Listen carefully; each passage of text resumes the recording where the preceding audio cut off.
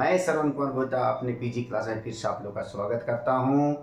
तो मैंने कल आप लोगों को वर्क से संबंधित क्वेश्चन बताया था, लेकिन कुछ मैक प्रॉब्लम के चलते उसमें जो आवाज़ जो है सो बहुत ही जो है सो खराब सुनाई दे रहा है। तो मैं आज आप लोग के लिए फिर से वर्ग से संबंधित क्वेश्चन है सो नए वीडियो के रूप में ला रहा हूं।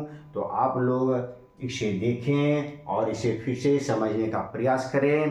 तो चलिए आज हम लोग जो है सो वर्ग से जिसको अंग्रेजी में स्क्वायर बोलते हैं से संबंधित क्वेश्चन को जानेंगे।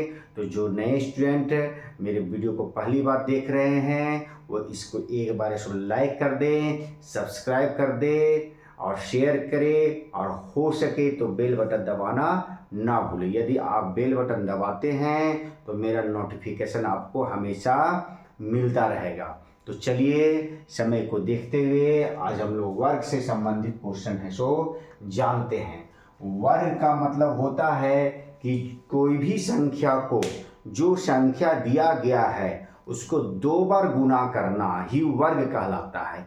कितना बार गुना करना? 2 बार गुना करना। ये नहीं कि 2 से गुना करना, 2 से गुना करना नहीं, जो संख्या दिया गया है उस संख्या को 2 बार गुना करना ही वर्ग कहलाता है। तो वर्ग को हम लोग स्क्वायर बोलते हैं, जिसको यदि अगर हम लोग कोई भी संख्या लिखें 2 का वर्ग निकालना है तो 2 का अगर हम लोग स्क्वायर इसको 2 पर पावर 2 लिखते हैं, अर्थात 2 पर पावर घात 2 लिखते हैं। तो इसी को हम लोग स्क्वायर कहते हैं। क्या कहते हैं? स्क्वायर अर्थात तो वर्ग कहते हैं। इस संख्या को यदि हम लोग 2 बार गुना कर देंगे तो 2 दूनी की 4 अर्थात 2 का वर्ग हो जाएगा, वो हो जाएगा 4 हो जाएगा। तो चलिए पहला क्वेश्चन दिया हुआ है कि 12 का वर्ग है 144 माइनस 144, 44 या माइनस 44। तो 12 का वर्ग निकालेंगे हम लोग, तो जिस तरह हम लोग 2 का निकाले हैं उसी प्रकार 12 का वर्ग निकालेंगे। तो 12 पर पावर कितना लिखेंगे? 2 लिखेंगे, अर्थात 12 का स्क्वायर इसको बोलते हैं। 2 को हम लोग स्क्वायर बोलते हैं, वर्ग बोलते हैं। तो 12 गुने 12 करेंगे तो कितना आ जाएगा? 144। तो यही हम लोग का 12 का स्क्वायर का जो है सो 144 है सो वर्ग हो गया। तो 144 ए में दिया गया है, इसमें हम लोग टिक लगा देंगे। उसी प्रकार ये बटा में दिया गया है 1/3 का वर्ग कितना होगा? तो 1/3 का हम लोग स्क्वायर लिखेंगे, 1/3 गुने 1/3 करेंगे तो 1 एकम 1 और 3 तिहाई 9, अर्थात 1/9 1/3 का वर्ग है। तो 1/9 पर हम लोग क्या करेंगे कि टिक लगा देंगे। चलिए अब यहाँ पर पॉइंट में दिया गया है 1.2 का वर्ग है। तो 1.2 का वर्ग से पहले हम लोग क्या करेंगे? तो पॉइंट को दिमाग में नहीं रखेंगे, तो 1.2 तो हम लोग यहाँ लिखेंगे, इसका वर्ग जो है इसे निकालना है हम लोग के। तो 1.2 गुने 1.2 को तो गुना करेंगे, तो हम लोग पॉइंट को नहीं देखिए अभी हम लोग 12 और 12 को गुना करेंगे तो 144 आएगा। अब देखते हैं कि इसमें जो है सो 1 अंक के बाद दशमलव है, इधर भी 1 अंक के बाद, तो कुल 2 अंक हो गए। तो 2 अंक इधर से हम लोग गिनेंगे और दशमलव को क्या कर देंगे? बैठा देंगे, अर्थात 1.2 का वर्ग हो जाएगा 1.44। 1.44 नहीं पढ़ना है हम लोग के। पॉइंट के बाद जो भी संख्या दिया होता है एक एक संख्या को हम लोग को पढ़ना होता है। बहुत सारे स्टूडेंट क्या करते हैं कि 1.44 बोल देते हैं, 1.444 लिखा हुआ है तो 1.444 बोलना है हम लोग को। यदि लिखा हुआ है 1.375 तो 1.375 पढ़ेंगे, इसको 1.375 नहीं पढ़ेंगे हम लोग। तो यहाँ पर हम लोग का 1.44 1.2 का वर्ग हो गया, तो 1.44 पर हम लोग है सो टिक लगा देंगे। अब 15 का स्क्वायर है सो का मान क्या होगा? तो यहाँ पर हम लोग जैसे उल्टा दे दिया है, अब इसका वर्ग का चिन्ह दे दिया है। यहाँ पर 12 का वर्ग हिंदी में लिखा हुआ था, अब यहाँ पर 12 का स्क्वायर अर्थात इसको 12 के स्क्वायर को मतलब 15 का स्क्वायर दिया, तो 15 को हम लोग को 2 बार गुना करना है। अब 15 को 2 बार यदि गुना करते हैं तो जो भी गुना करने पर मान आएगा उसमें हम लोग टिक लगा देंगे। तो चलिए यहाँ पर हम लोग जो ऐसे 15 का स्क्वायर दिया हुआ है तो यहाँ पर 15 गुने 15 करेंगे तो 15 15 को जब गुना करते हैं तो कितना आता है 225 आता है। तो देखते हैं कि 15 स्क्वायर का मान क्या होगा, तो 225। यहाँ पर माइनस 125 है, यहाँ माइनस 225 है, यहाँ 125 है और 225 है। यहाँ पर डी ऑप्शन है तो ये डी ऑप्शन में हम लोग 225 क्या करेंगे, एक टिक लगा देंगे। उसी प्रकार पॉइंट में दिया 1.3 का स्क्वायर का मान क्या होगा, तो 1.3 को हम लोग कितना बार गुना करेंगे, तो 2 बार गुना करेंगे। तो चलिए 1.3 को हम लोग क्या करते हैं कि 2 बार ऐसे गुना करते हैं, उसका मान कितना आता है तो हम लोग यहाँ पर देखते हैं। 1.3 का स्क्वायर दिया हुआ है तो 1.3 गुने 1.3। तो अभी पॉइंट को हम लोग को देखना नहीं है, अभी हम बताएं पीछे बताएं अभी आप लोग को। तो 13 और 13 को गुना कर देंगे तो 13 13 को गुना करेंगे तो 169 आएगा। अब इधर से गिनेंगे एक अंक के बाद दशमलव, फिर इधर से गिनेंगे एक अंक के बाद दशमलव है, अर्थात एक अंक यहाँ और एक अंक यहाँ, दो अंक के बाद हम लोग दशमलव बैठा देंगे। तो 1.69 इसका आंसर आ गया। तो 1.69 जो है इसे हम लोग बी में दिया गया है तो उसमें हम लोग ऐसे क्या करेंगे, एक टिक लगा देंगे। तो चलिए आप लोग फटाफट इसका स्क्रीनशॉट ले लीजिए। अब हम लोग नेक्स्ट क्वेश्चन की ओर चलते हैं।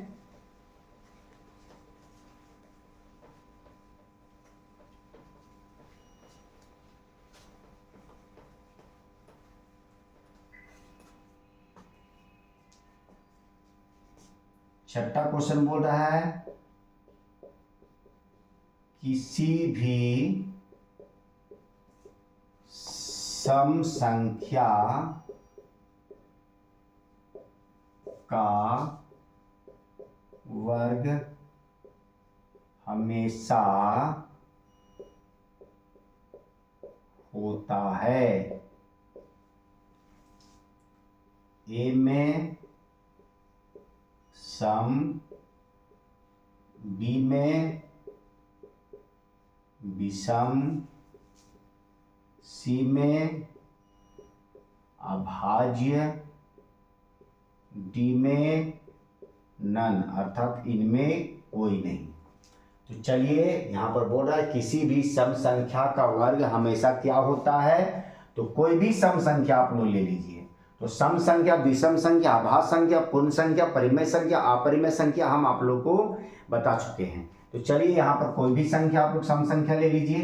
तो आप लोग बताइए कौन सी संख्या लेना है, जो भी आप लोग का मन में है वो बता दीजिए। मेरा मन में है तो 4 दिया है तो 4 ले लिए। अब इसका वर्ग करते हैं तो 4 का स्क्वायर करेंगे, 4 गुने 4, 4 चौके कितना हुआ, तो 16 हुआ। यदि आप लोग का मन में 6 है तो 6 का स्क्वायर करेंगे और 6 गुने 6 करेंगे तो 36 आया। तो देख रहे हैं कि सभी संख्याएं जो है सो सम ही आ रहा है, अर्थात किसी भी सम संख्या का वर्ग हम लोग करेंगे तो हमेशा सम ही संख्या आता है। तो सम संख्या में हम लोग क्या करेंगे कि टिक लगा देंगे।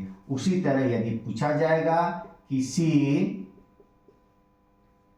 भी विषम संख्या का वर्ग हमेशा होता है। ए में सम, बी में विषम, सी में दोनों, डी में नन, इनमें कोई नहीं।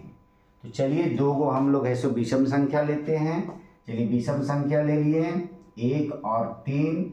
1 और 3 का यदि हम लोग वर्ग करते हैं तो वर्ग जो अगर करते हैं जैसे कोई भी विषम संख्या, तो 1 का वर्ग किए तो 1 गुने 1 तो 1 आया, ये भी विषम संख्या है। 3 का वर्ग करते हैं तो 3 गुने 3, 9 भी विषम संख्या आया। उसी प्रकार 7 का वर्ग करते हैं तो 7 गुने 7, 7 कितना आ गया, 49 आ गया, ये भी विषम संख्या आ गया। तो किसी भी विषम संख्या का वर्ग हमेशा जो है सो विषम संख्या ही होता है। चलिए 8 क्वेश्चन पे चलते हैं। 8 क्वेश्चन पूछ रहा है कि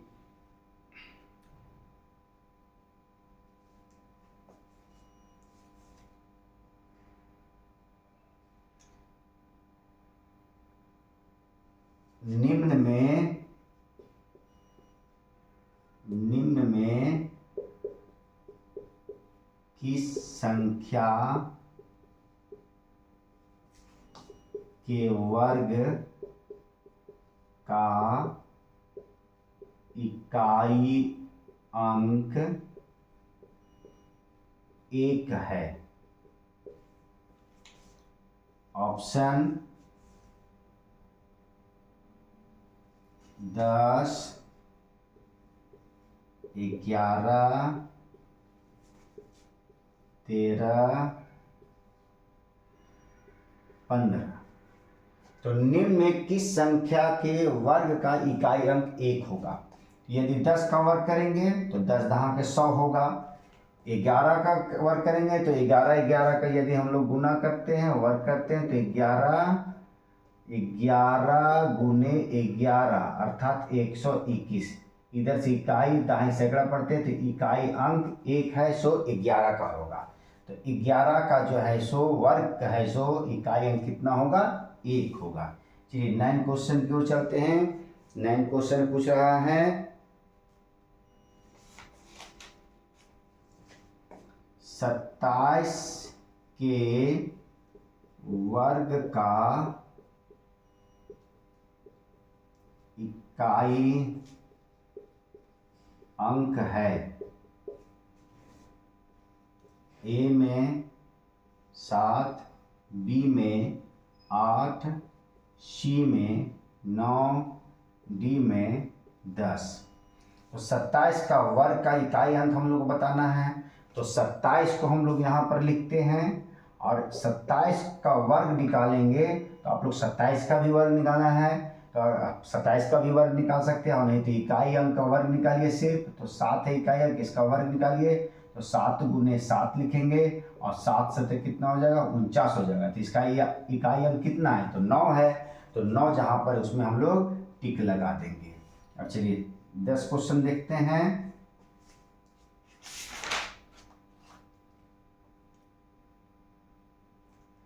एक पाइथागोरस त्रिक है। एक पाइथागोरस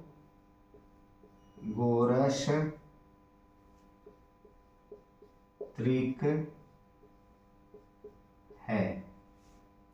ए ऑप्शन में 5,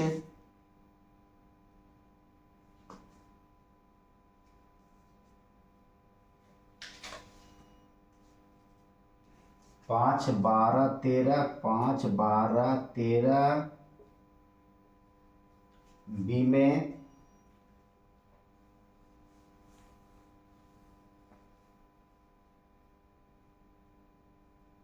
2, 3, 4, 2, 3, 4। सी में 4, 6, 8। डी में नन। तो चलिए पाइथागोरस त्रिक को हम लोग जानते हैं। पाइथागोरस त्रिक है सो क्या होता है?